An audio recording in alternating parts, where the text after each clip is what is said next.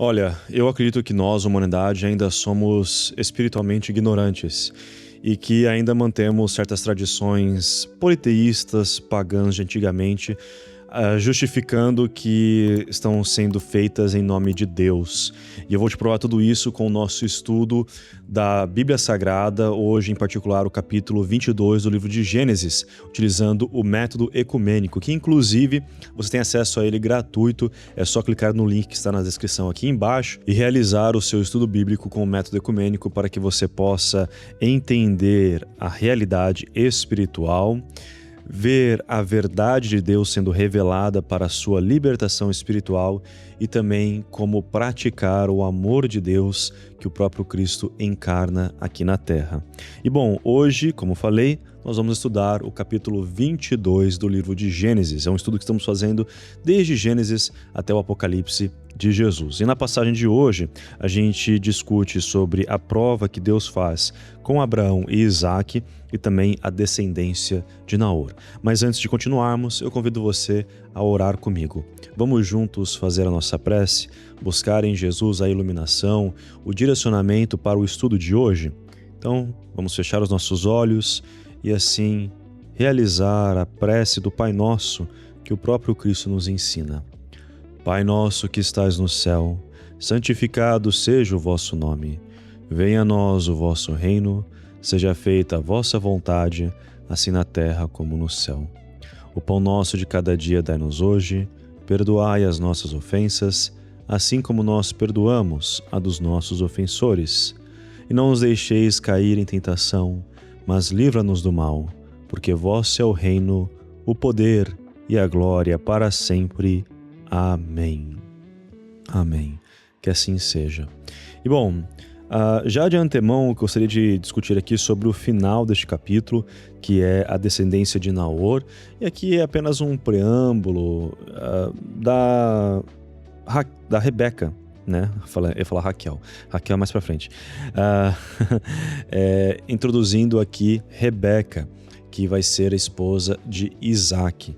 E mostra de onde ela veio. Ela é filha de Betuel, Betuel é filho de Naor, que é irmão de Abraão. E a gente vai entender por que eles trazem isso agora, nos próximos capítulos, qual que é a relação dessa genealogia de Rebeca com a questão de Isaque.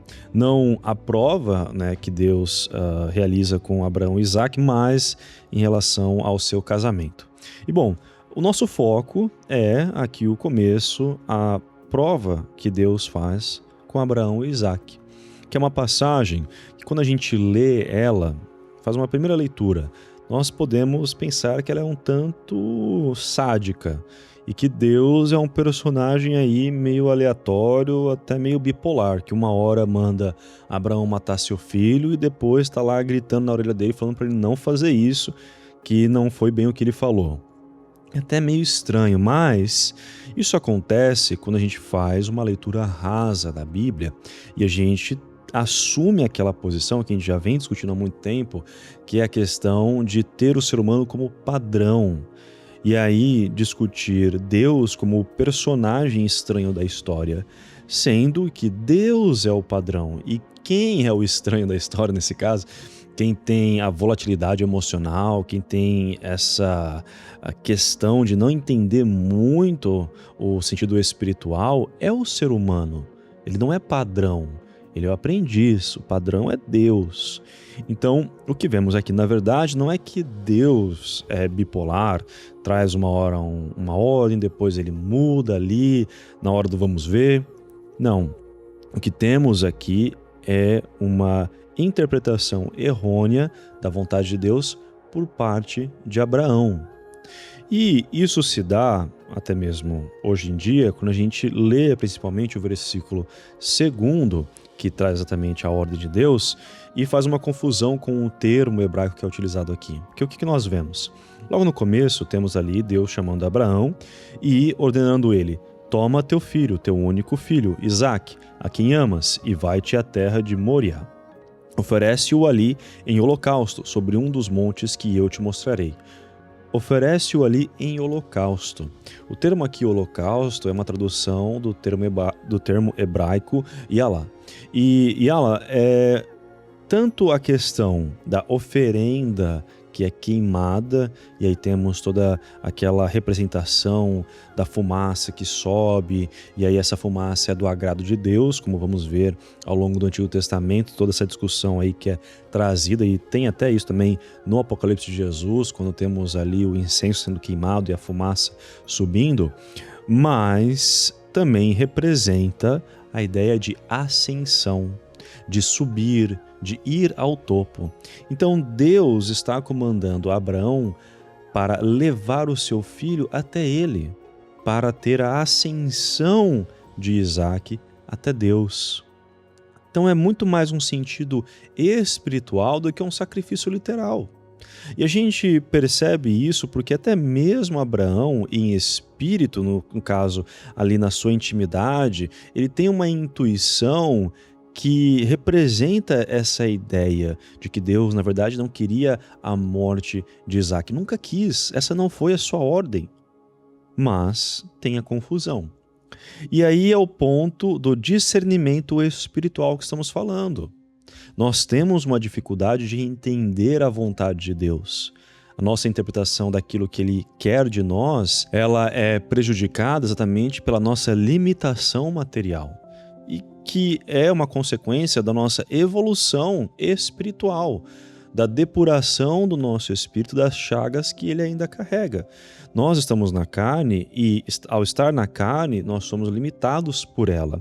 Ela não permite que tudo aquilo que carregamos no espírito seja manifestado e assim apresentado para o mundo, porque existe todo um processo, existe todo um motivo por trás disso e que tem a ver com a lição que precisamos aprender nessa vida em que estamos.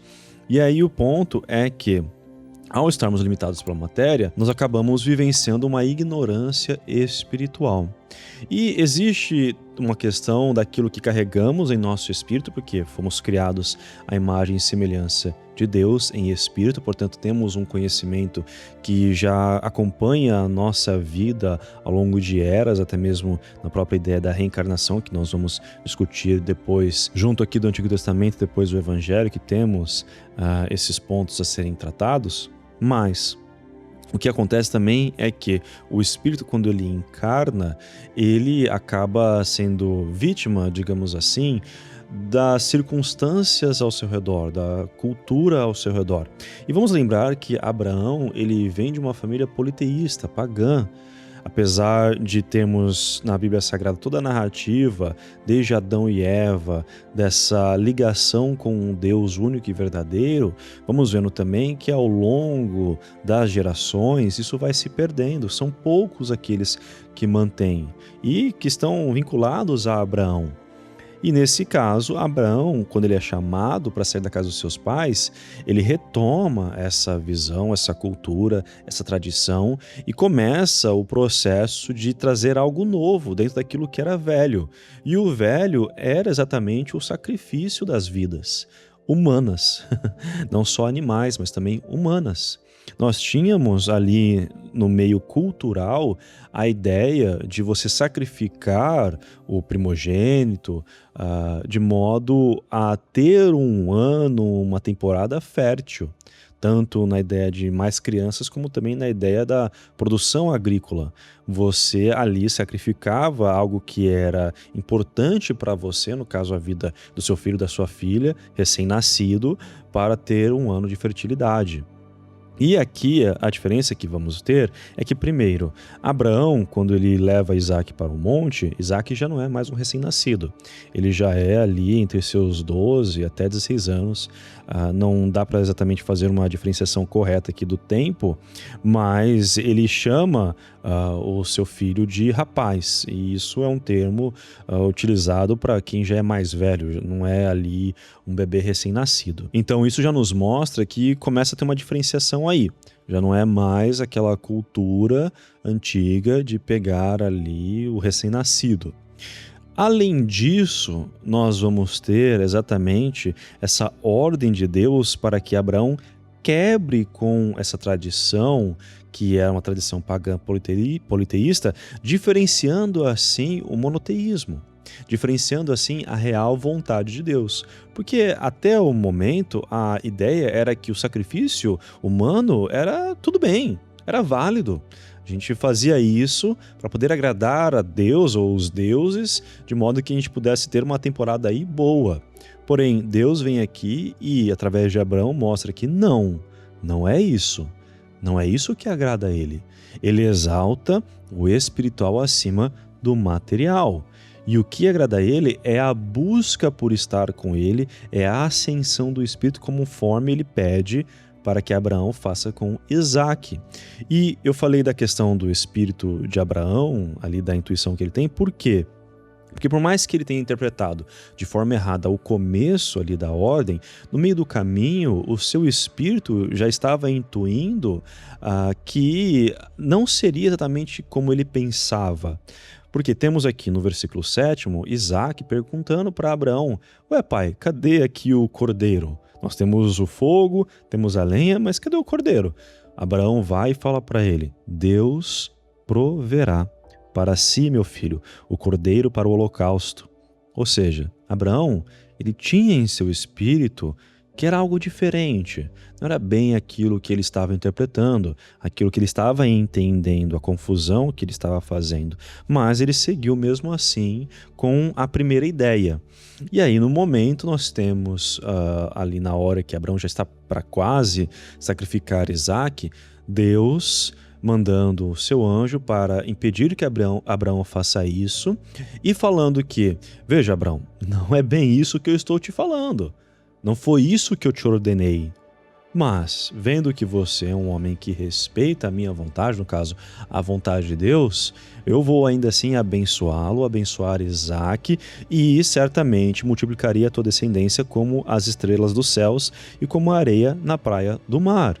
Deus mantém assim a sua promessa e a sua profecia com Abraão e Isaque, reconhecendo que Abraão estava até disposto a sacrificar aquilo que era de mais importante, mesmo que ele estava interpretando errado. Mas Deus estava protegendo ali Isaque. Ele protegeu Isaque desde o nascimento, como vimos nas passagens anteriores.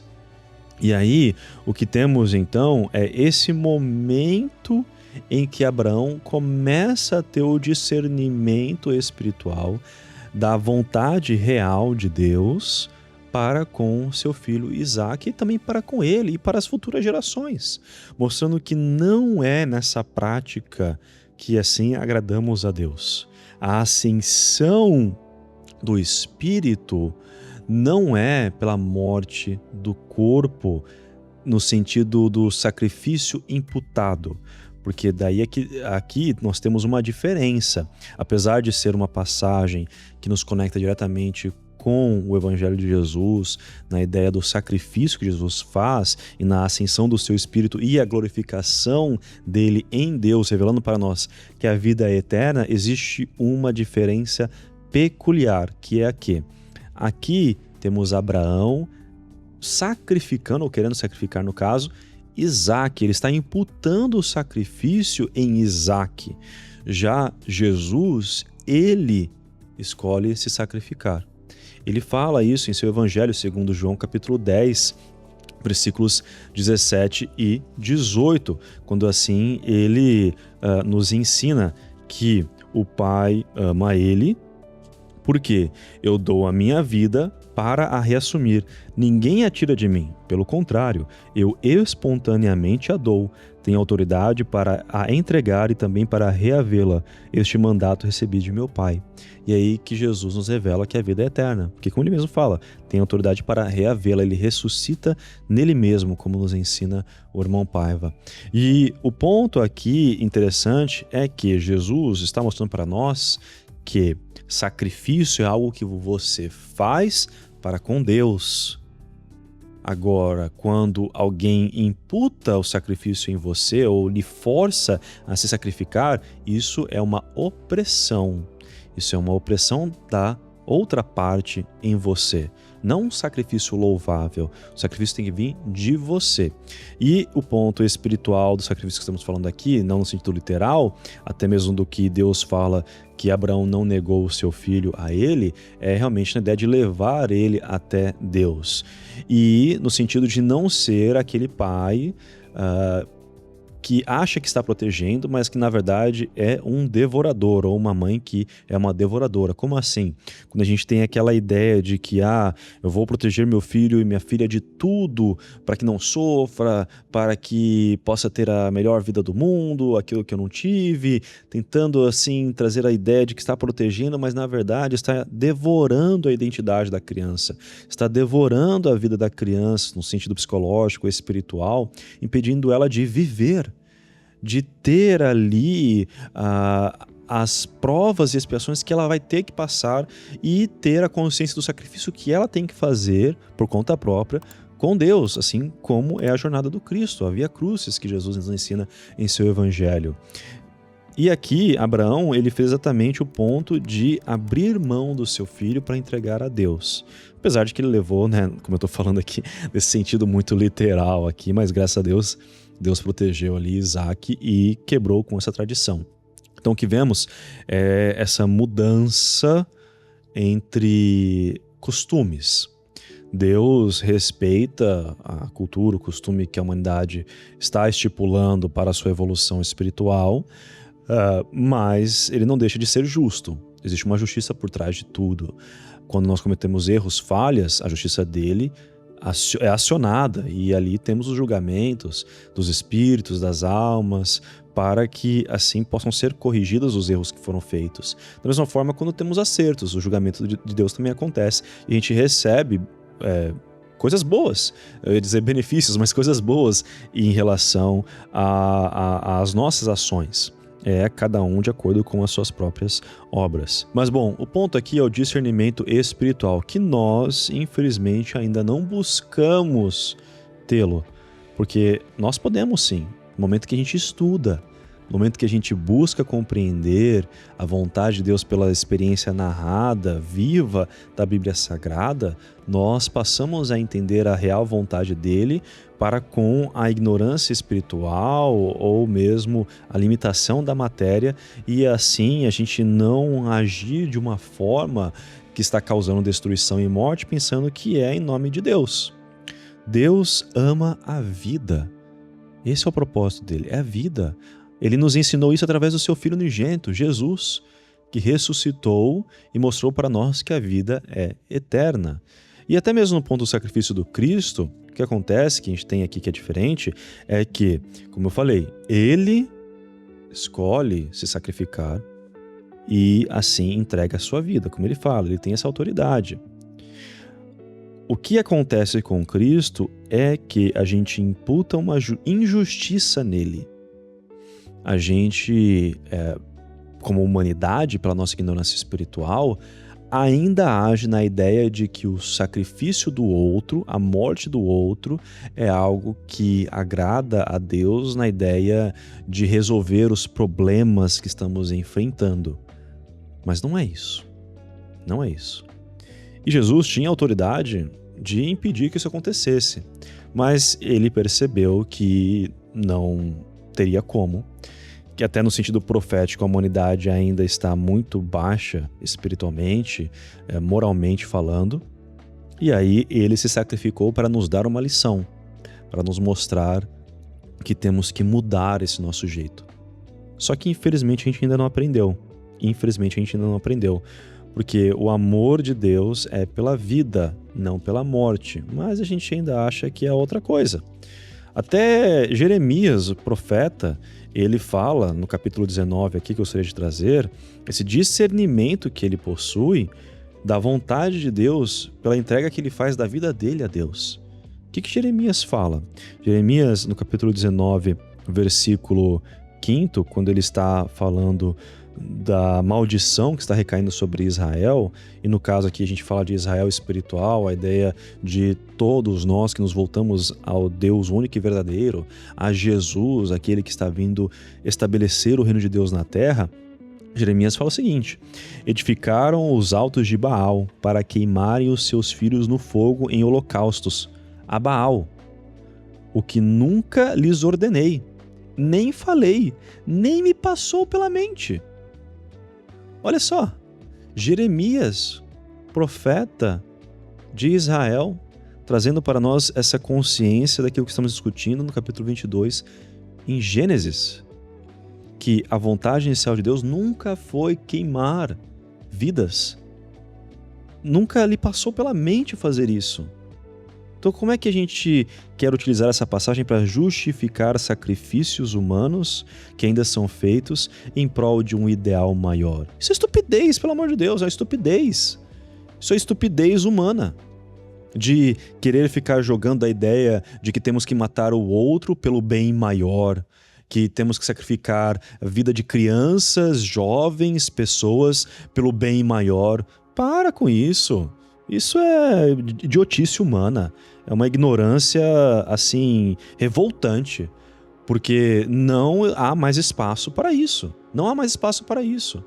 Ah, mas e se o outro vier atacar a gente? Existem muitos meios de defesa, muitas outras estratégias que podem ser estipuladas para se defender. Agora, ir e imputar na vida dos outros a ideia de que ao sacrificar eles nós estamos fazendo isso por um bem maior, em nome de Deus, em nome do Cristo, isso é uma idiotice. Por quê? Porque Jesus nunca mandou seus discípulos matar o outro. Quando Pedro quis cortar a orelha de um soldado romano que estava capturando ele, Jesus foi e curou aquela orelha e ainda falou: Pedro, com ferro, quem com ferro fere, com ferro será ferido. Ele fala isso, pelo amor de Deus. Jesus não manda matar ninguém. Quem se diz seguir o Cristo e promover a morte do outro, promover o uso de armas, promover a destruição da vida, não é cristão. Sinto lhe dizer, mas essa é a verdade, não é cristão.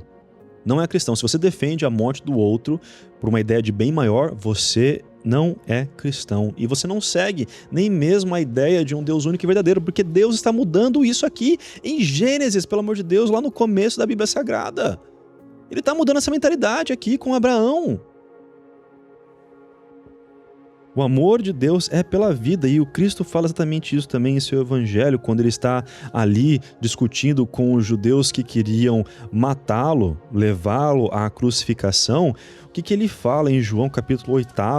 Nós vemos exatamente essa discussão. Jesus fala até mesmo para eles que eles não são filhos de Abraão. Jesus traz essa consciência. Ele fala: vocês não são filhos de Abraão, porque se fossem filhos de Abraão, vocês não estariam fazendo o que estão fazendo, querendo me levar para a morte. Eles até falam assim: como assim não somos filhos de Abraão? Nós somos sim filhos de Abraão. Ele fala: não, não são. Vocês são filhos do pecado, de Satanás. E Satanás sim aprova o homicídio doloso, aprova sim a vontade de querer matar a vida do outro. E de quem que ele está falando? De Caim e Abel. Caim e Abel são dois irmãos que a gente já discutiu, fazem a sua oferta a Deus. A oferta de Abel é louvável, a oferta de Caim, não. Qual que é a resposta de Caim? Vou matar Abel, e assim entrarei na graça de Deus. O que aconteceu? Não entrou na graça de Deus. Ele foi amaldiçoado, mas ainda assim protegido. Por quê? Deus, se ele fosse maquiavélico, se ele fosse destrutivo, ele teria matado Caim também. Mas não é isso que ele quer nos mostrar. Ele manteve Caim vivo e ainda colocou um selo em Caim para protegê-lo, para que não fosse morto pelos outros. Olha só, olha a misericórdia de Deus. Isso porque a morte do corpo é apenas uma fase da vida. A vida, ela é eterna, a vida em si é espiritual. Nós estamos aqui para uma experiência, para aprendermos o que Deus quer nos ensinar, o que Deus está nos passando na carne, no espírito, ali, realmente dentro de nós, de modo a passar por essa experiência e gravar em nossa alma para não esquecer. Agora, em nenhum momento ele está defendendo que para a gente poder aprender a nossa lição, temos que matar o outro, ou temos que nos matar. Não. Deus é Deus de vivos e não de mortos. Por não credes nisso, errais muito. É o que o Cristo nos ensina em seu evangelho. Então, o discernimento espiritual vem quando a gente entende que Deus ama a vida. Ele quer que nós vivamos a vida. E dessa forma, nós vamos conseguir transformar a estupidez humana e a ignorância espiritual que vemos até hoje na consciência espiritual, na compreensão da real vontade de Deus. Mas é isso. Espero que você tenha gostado desse estudo. Como eu falei, você também tem acesso ao método que estamos usando, que é o método ecumênico. Está aqui no link na descrição. Você pode baixar gratuitamente e usá-lo no seu estudo bíblico também, para ter essa mesma compreensão do sentido espiritual, ver qual é a verdade que Deus está nos revelando para a nossa libertação espiritual e também como praticar o seu amor no nosso dia a dia, esse mesmo amor que o Cristo encarna e que nos traz em seu Evangelho segundo João, capítulo 13, versículos 34 e 35. Entenderam o ponto do discernimento espiritual, a realidade que temos que trabalhar em nossa vida para não continuar agindo como os povos de antigamente, na sua tradição politeísta pagã, de matar o outro em prol de um bem maior. Porque até mesmo eles achavam que matavam as crianças ou outras pessoas em prol de um bem maior, que era a fertilidade da população, a fertilidade da produção agrícola. Mas isso é errado, pelo amor de Deus. Já passamos do tempo de compreender isso. Mas bom, espero que você tenha gostado, como eu falei. Se você tem alguma dúvida, algum comentário, algo que você queira acrescentar, por favor, deixe seu comentário aqui embaixo, eu vou ler eles todos. E se você ainda não é inscrito no canal, se inscreva também para você continuar recebendo o aviso de quando publicarmos esses estudos bíblicos que estamos fazendo da Gênesis ao Apocalipse de Jesus, utilizando o método ecumênico. E assim encerramos, desejando que a paz de Deus esteja agora e sempre em seu coração.